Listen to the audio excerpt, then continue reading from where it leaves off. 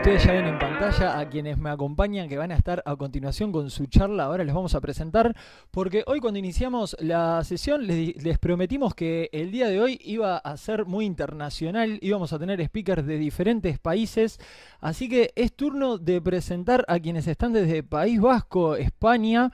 Tenemos por allí una uruguaya que está viviendo en España desde ya hace un buen tiempo, a Beatriz Pérez, que es responsable de calidad en la empresa LKS Next y también es docente en el Centro de Ensayo de Software. Y la acompaña Eneco Pizarro, que es especialista QA en LKS Next. Bienvenidos a ambos y bueno, y a partir de ahora, durante la próxima media hora, la pantalla de Testinui es toda suya. Bienvenidos.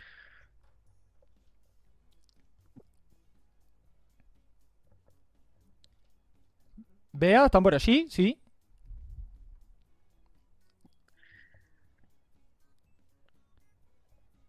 Estamos ahí de un momentito que estamos chequeando. Hola, Ahí está. ¿empiezo? Ahí va. Es que Aníbal, no te escuchamos Una... nada. No me escuchaban. ¿Sí? Confirmen. Empiezo nomás. Vamos a confirmar Vale, por las dudas si en entonces, la transmisión. no sé si está hablando Aníbal. Sí, ok. ¿Sí? ¿Empiezo? Vale. Adelante. Bueno, primero que nada, muchas gracias a todos por esta invitación. Estamos muy contentos de estar acá en el Testinui. Para mí, que soy uruguaya más todavía, muy contenta de que exista siempre esta comunidad en Uruguay, que va mucho más allá de Uruguay. Bueno, nosotros le veníamos a contar un poco nuestro cuento sobre la IA, ¿no? Obviamente, agentes de IA para testing, que es un poco lo que vamos a estar hablando todos, me imagino, hoy. Me gustaron mucho las dos charlas anteriores, en particular la de Daniela, ¿no? Estoy muy de acuerdo con todo lo que comentó y creo que es un poco eso lo que hay que tener en cuenta cuando se va a trabajar con IA y testing y es un poco lo que vamos a estar hablando. Entonces, bueno, mi nombre es Beatriz y esta charla la voy a dar junto con Eneco. Eneco es mi compañero de trabajo y además está haciendo un doctorado en testing con IA. Y entonces, bueno, parte de lo que vamos a presentar es parte de su trabajo de investigación. Entonces, Eneco es el que pasa las diapositivas, así que te toca, Eneco, pasar. Eso es, bueno, ya nos presenté, así que sigo de largo. Eh, bueno, nosotros, un poco lo que comentaba antes Daniela, de eso del quality engineering y cómo trabajamos los testers dentro de ese loop infinito.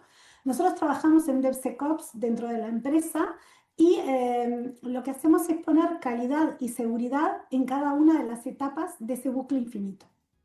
Entonces, para nosotros la calidad y la seguridad no son fases aisladas, sino que se van haciendo en cada una de las etapas del DevSecOps, pero en particular en el tema de las pruebas queríamos ir más allá, no solo que se ejecutaran pruebas automatizadas, sino utilizar la IA para esa automatización de pruebas. Pero teníamos claro una cosa, queríamos que esas pruebas fueran deterministas, que es un problema grave con la IA, porque la IA ya saben que no es determinista, hoy le pedimos una cosa y nos contesta una cosa, y mañana la misma pregunta nos va a contestar seguramente otra. En este trabajo, no lo comenté al principio, pero en este trabajo lo hacemos en colaboración con la Universidad del País Vasco, que son los tutores de NECO, Juana y Maida. Entonces, un poco para... NECO tienes que pasar, esto de compartir así. Bueno, entonces tenemos... ¿qué es lo que nosotros queríamos ver con este trabajo? Nosotros trabajamos en el mundo industrial y vemos un problema que pasa comúnmente, que no hay requisitos, que los proyectos van a producción, hubo en un momento algún análisis, mucho a veces, pero luego cuando se empieza a desarrollar, esos requisitos quedan automáticamente desactualizados, hay mucha información dispersa y cuando se quiere llegar a la etapa de las pruebas, lo que pasa es que nadie sabe bien dónde están los requisitos para poder hacer pruebas bien hechas. Entonces, nuestra idea era justamente esa, utilizar la IA generativa para poder generar los casos de prueba a partir de distintas fuentes que existen en los proyectos reales. Y podernos sacar de encima ese costo que trae la IA por no tener todo organizado.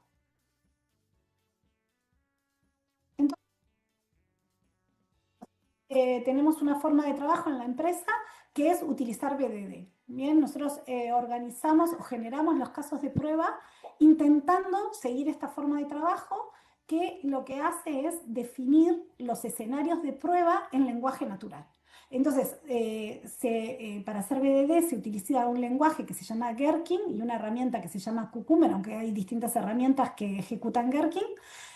Y entonces Gherkin tiene una sintaxis muy fácil, que es decir cuál es la feature o el escenario que se va a probar, por ejemplo, el registro de un usuario, y tiene algunos tokens conocidos que son given o dado que el sistema está listo, when el usuario ingresa sus datos, then el usuario es registrado. Es un caso de prueba muy básico, pero permite compartir el conocimiento entre tres actores fundamentales: la gente de negocio, que es quien pidió la aplicación; la gente de desarrollo, que es quien la va a implementar; y la gente de QA, que es quien la va a validar. Entonces, lo que hace el Gherkin es ser una documentación viva.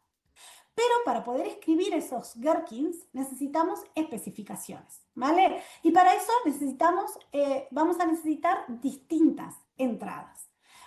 Hablando con los clientes, y cuando empezamos hace ya mucho tiempo con esto de la IA, ya casi 2 años, ¿no? En ECO más o menos, Sí. eh, un poco hablando con los clientes, ellos nos decían: Joa, para mí está muy bien lo de tener un Gherkin, que yo no me voy a sentar a escribir Gherkin. Y nosotros decíamos, bueno, pero ¿de qué forma podríamos llegar a hacer algo que nos podrías dar que nosotros podamos sacar esos Gherkins? Y entonces los clientes muchas veces nos contestaban: nosotros te podemos hacer un vídeo del usuario final con lo que prueba comúnmente, con lo que prueba un tester manual. Y entonces eso nosotros lo tomamos como una de nuestras bases más importantes. Además de eso, también tenemos en cuenta todo lo que haya del proyecto: actas de reuniones, documentación, presentaciones, prompt específicos, y una cosa que falta ahí muy importante, la propia web. Si tenemos ya la web funcionando, también la tenemos en cuenta para generar ese conjunto de funcionalidades Gherkin.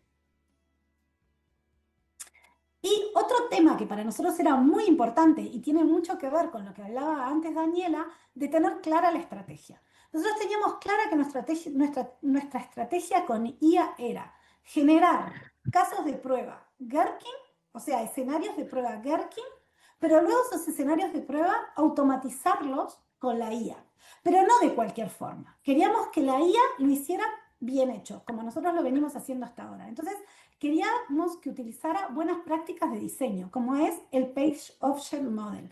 O sea, queríamos tener queríamos tener casos de pruebas pequeños, mantenibles, o sea, todo lo que le pedimos al desarrollo de software.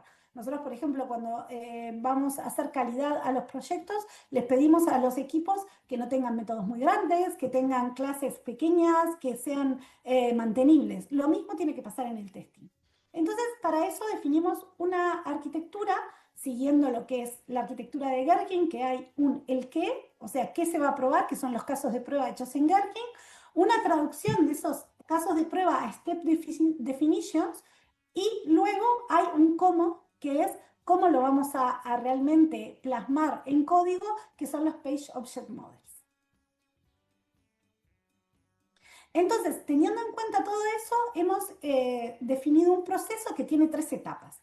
Una primera etapa donde se genera el Gherkin a partir de distintas fuentes heterogéneas, como pueden ser PDFs, vídeos, la web. Luego hay una segunda etapa fundamental, que es el humano, el human in the loop, que va a mirar que ese Gherkin esté bien. En caso de que esté mal, mediante prompts puede iterar hasta que esos Gherkin quedan como el humano cree que tienen que quedar. Y una vez que se tienen esos Gherkins, ahí sí se pasa a la etapa 3, que es la generación de código siguiendo buenas prácticas de testing, siguiendo Page Object Model, usando Step Definitions, siendo mantenible y sobre todo siendo determinista. Siempre vamos a tener el mismo código cuando pasemos a producción. No se está generando nuevo código en cualquier momento, sino que nosotros tenemos el Gherkin, generamos los casos de prueba que luego se van a ejecutar en forma determinista en producción.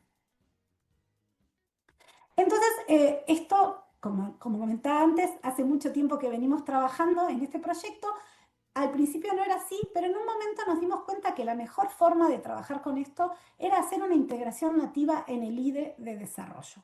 ¿Por qué? Nosotros en la empresa hemos adoptado todos los desarrolladores, testers, toda la gente que hace desarrollo, hemos adoptado GitHub Copilot y también usamos uno de los IDEs más usados es Visual Studio Code. Entonces vimos que lo mejor, en lugar de nosotros hacer nuestra propia personalización o nuestro propio agente externo, lo mejor era utilizar las capacidades que tienen las herramientas de asistentes de IA, como puede ser GitHub Copilot, Codex, Cursor, y definir agentes, instructions y skills que nos ayudan a hacer estas pruebas que estamos hablando. Entonces, con esto el impacto es muy bueno porque llevamos la IA donde vive en realidad el desarrollador y el tester y pueden trabajar en el mismo ecosistema.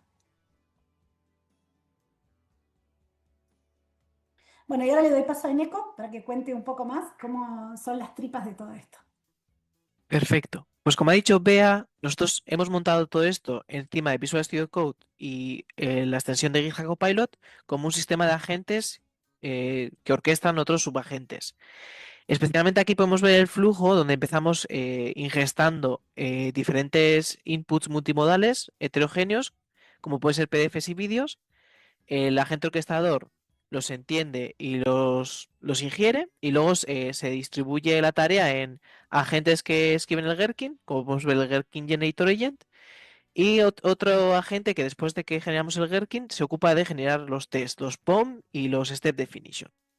Y todo esto va conectado con las nuevas herramientas que tenemos de MCP para poder abstraernos lo máximo posible de la implementación dentro de Visual Studio Code y para poder reutilizar lo máximo posible, por si queremos utilizarlo en otros entornos y demás. Y luego, como ha dicho Bea, lo más importante es también tener ahí una revisión humana constante para verificar que lo que nos está sacando la gente de verdad es de calidad o no. Entonces, de este proceso, nosotros lo que queremos sacar es un conjunto de features de Gherkin, los page objects y los step definitions. Pues un poco más voy a entrar al cómo utilizamos los MCPs. Como ahora mismo GitHub Copilot no tiene la posibilidad de ingerir vídeos y si le pasa los PDFs directamente se vuelve muy loco porque tenemos una ventana de contexto muy reducida y hay que focalizar a la gente, lo que hacemos es procesar todos estos elementos heterogéneos para que el LLM se centre en su tarea de generar buenos casos de prueba y generar el código. Entonces, por una parte tenemos el procesador de entradas y por otra parte tenemos el extractor web. Voy a empezar con el procesador de entradas, donde tomamos PDFs y vídeos MP4 ahora mismo de un desarrollador ejecutando la funcionalidad y se graba la pantalla. Se lo pasamos a un agente y este agente interno lo que hace es convertir estos PDFs y vídeos en Markdown y encima extrae de esos vídeos y de esos documentos las especificaciones funcionales y los requisitos que se van a utilizar para generar las pruebas. Y todo esto lo guardamos en caché para que no se tenga que procesar varias veces. Si yo el siguiente día quiero seguir procesando y mantener mi aplicación de testing, voy a meter todo esto en el caché y volver a utilizar sin tener que gastar tokens de más. Por otra parte tenemos cómo analizar la página web, nuestra aplicación como tal, ¿no? Nosotros inicialmente probamos a pasarle un extractor clásico de HTML, pero para los agentes es muy difícil trabajar con HTML. Entonces nosotros lo que hicimos es crear un MCP propio donde convierte este DOM en Markdown y además lo extiende sacando la funcionalidad entera en texto y añadiéndolo con los XPath y los selectores que luego se van a utilizar para generar los page objects. Y lo más novedoso que hemos introducido nosotros es que la gente puede procesar vídeo.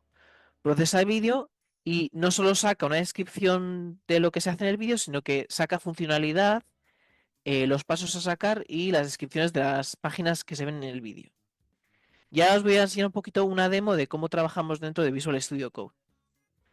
Aquí podemos ver nuestra ventana de Visual Studio Code clásica. Voy a hacer un poquito de zoom.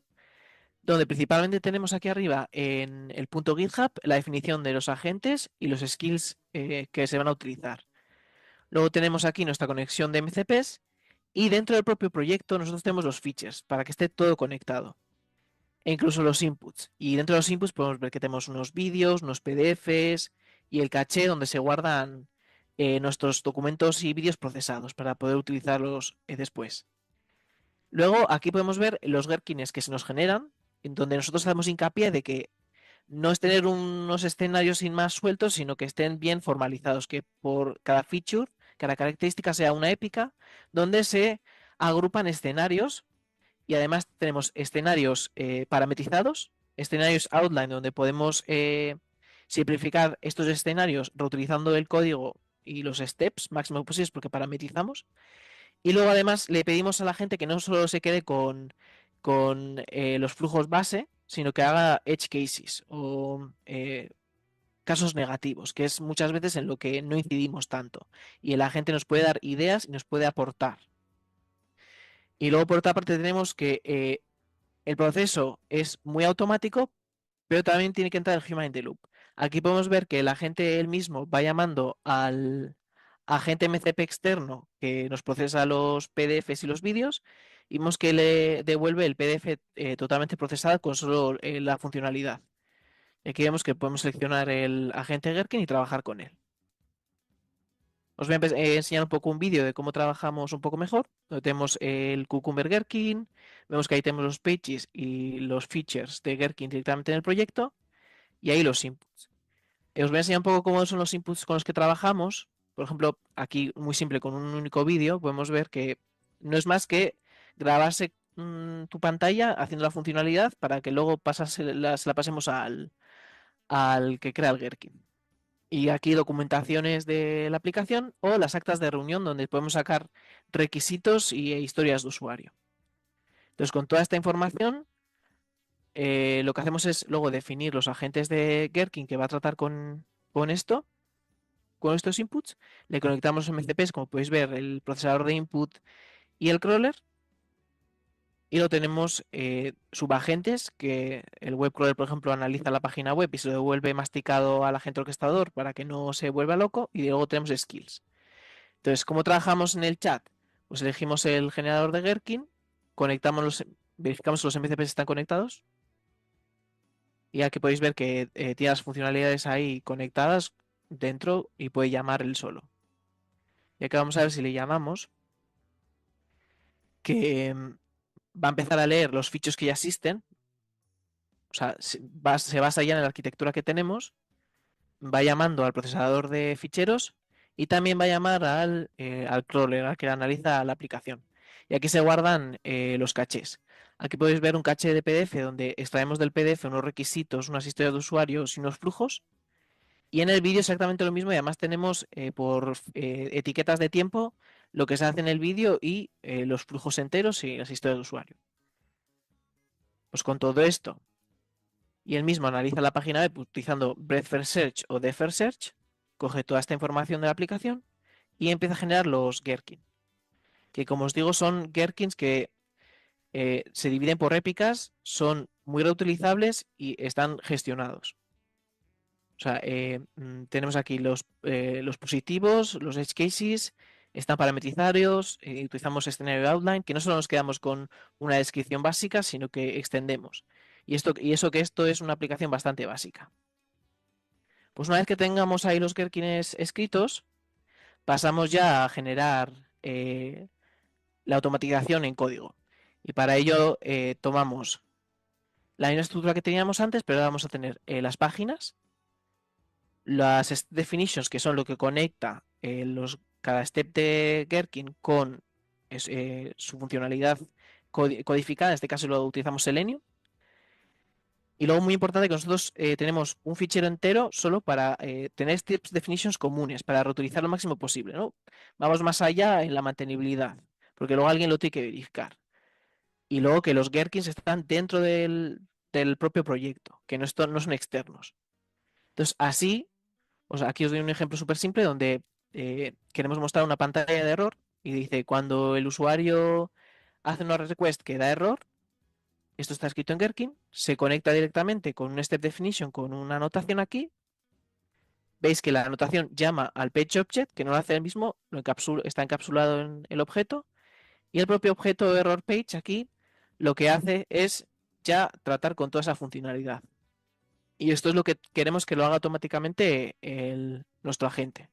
Entonces aquí podemos ver que si seleccionamos aquí abajo el generador de test y vamos hablando, el mismo va llamando a los subagentes, en este caso al crawler, que él internamente analiza la página web y le devuelve todo masticado otra vez al agente que escribe el código. Entonces os voy a enseñar un vídeo de cómo trabajamos con los page objects. Y en este caso tenemos, como os he dicho, o sea, los page objects, ahí los features, aquí tenemos los state definitions, las páginas y un poco cómo definimos los agentes, exactamente igual que antes. Un agente orquestador,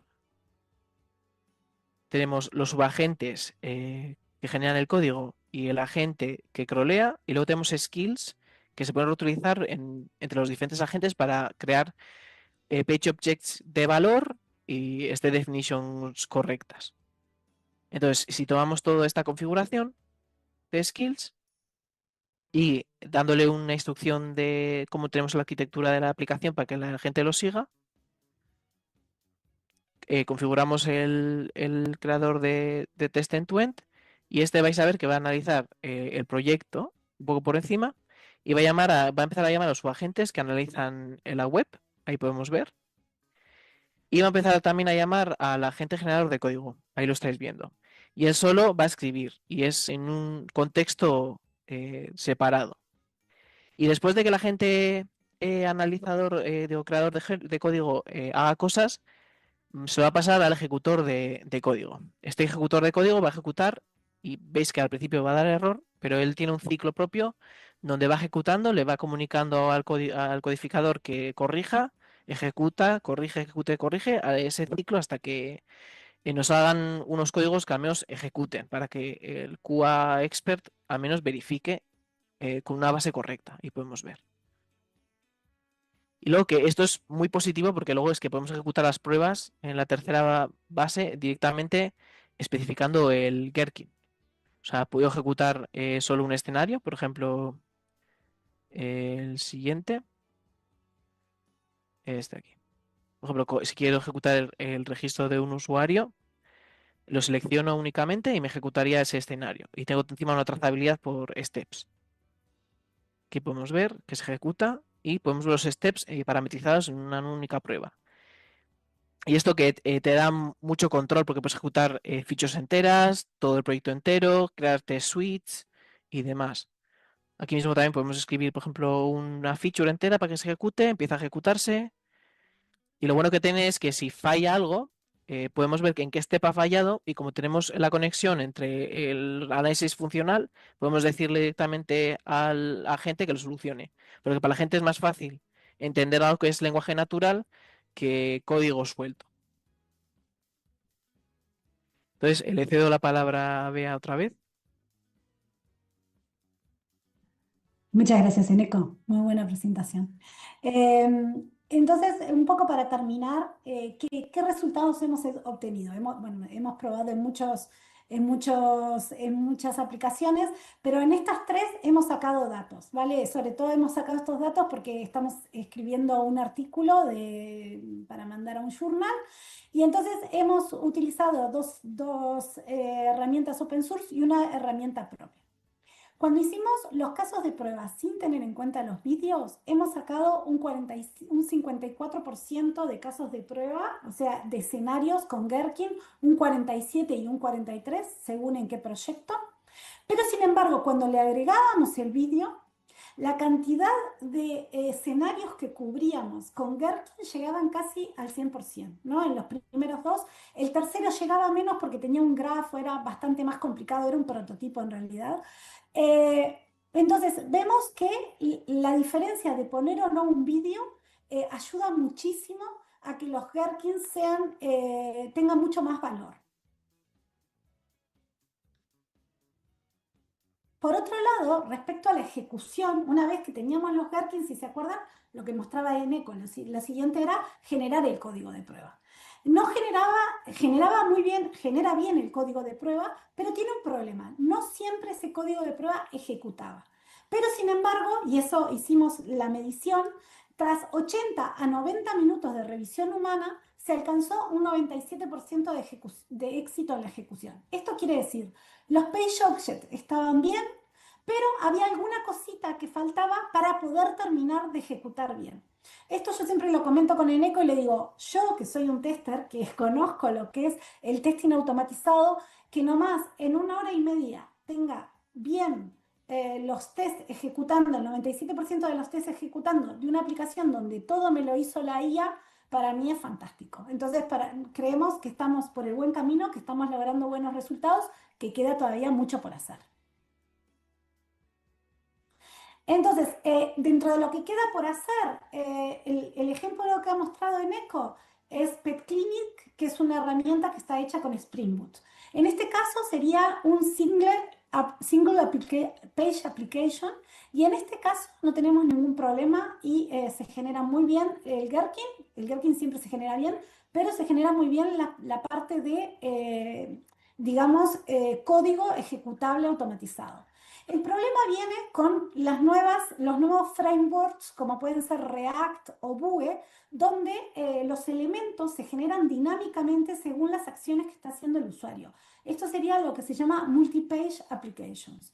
En estos casos sí que estamos teniendo problemas porque los XPath que se encuentran son frágiles, se rompen fácilmente, perdemos el orden de los pasos y a veces se satura la ventana del contexto. Y esto es en lo que estamos trabajando ahora para mejorarlo y estamos logrando buenos resultados, pero bueno, todavía no lo presentamos porque estamos trabajando en ello. Y como trabajo futuro tenemos dos líneas claras. Una es divide y vencerás, o sea, esas features, quizás tomar trozos más pequeños, hacer un RAG y tal para optimizarlo. Y por otro lado, trabajar todo lo que tiene que ver el crawler, guardarlo en un grafo para luego poder hacer búsquedas mucho más rápidas, ¿vale? Esos dos caminos de investigación que estamos haciendo. Y ya para terminar, un poco digamos, nuestra visión sigue siendo la misma que al empezar. Poder generar con IA Gherkin a partir de diversas fuentes, más una arquitectura de testing estable y siempre, siempre, siempre con un humano que está revisando, es lo que nos da la opción de obtener pruebas end-to-end sostenibles. Y por ahora, quizás en algún momento pasa que no sea necesario tener una arquitectura de testing porque la IA genera totalmente y bien los casos de prueba, pero hoy no es el caso, por lo tanto nosotros seguimos este camino porque creemos que es el mejor, digamos, en este momento. Y bueno, esto es un poco lo que teníamos para contarles. Bueno, muchas gracias a ambos por esta gran charla. Gracias también porque, Aníbal, bueno, no te sabemos que... escucho. Ay, perdón, denme un segundito porque le explico a la gente con los speakers, estamos en un Zoom y ahí si yo no me desilencio no me escuchan. Ahí sí me están escuchando, ¿verdad? Sí. Ahora Perfecto. sí. Por eso ese también fue el desfasaje que tuvimos al inicio, les pido disculpas por eso. Estamos manejando todo esto del streaming como podemos. Bueno, contarles que la charla hay repercusiones por allí en el chat, agradeciéndoles. Hay algunas preguntitas, simplemente estamos un poquito atrasados, entonces los que sí les voy a invitar, tanto Bea como Eneco, es capaz que nos pueden dejar su LinkedIn para que la gente capaz que pueda contactarlos por allí, en el caso de que tengan dudas y bueno, y poder seguir la charla y que no quede con esas dudas por allí. Vale, ahí tenemos, bueno, ahí está el LinkedIn de LKS y el nuestro, bueno, si nos buscan Beatriz Pérez La Mancha o Eneco Pizarro de LKS nos van a encontrar enseguida en LinkedIn, o sea que nos buscan y nos preguntan lo que quieran. Bien, allí dejamos entonces un segundito el QR ahí en la pantalla, así los pueden ir a buscar. Agradecerles nuevamente, bueno, como decía hoy al inicio, Bea es una vieja conocida de la casa, no es el primer Testinui del que participa, así que te agradecemos por estar nuevamente. Y Eneco, obviamente, darte la bienvenida y mandarte un fuerte abrazo. Y bueno, y esperemos volver a verte en próximos años. Les agradecemos. Muchas gracias.